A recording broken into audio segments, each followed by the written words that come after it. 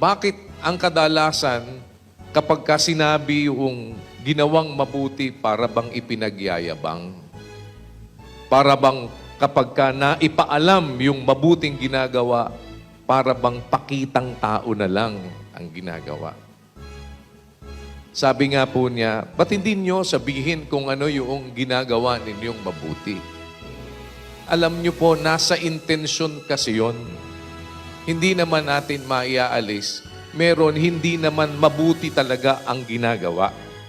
Ang ginagawa ay kaya siya gumagawa noong looks like mabuti kasi meron siyang personal gain na hinahanap niya sa likod noon.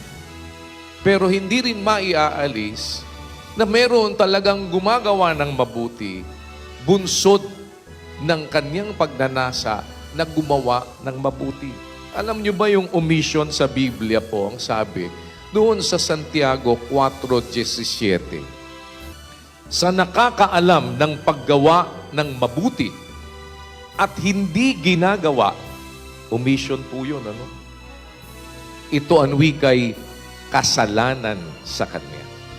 Kaya kung alam mo na mabuti, kaya mong gawin, kagaya po nung sinabi ko nung nakaraan, ang sabi ng 3:27 ng Kawikaan, huwag mong ikait ang mabuti sa kinauukulan pagka nasa kapangyarihan ng iyong kamay na ito ay gawin.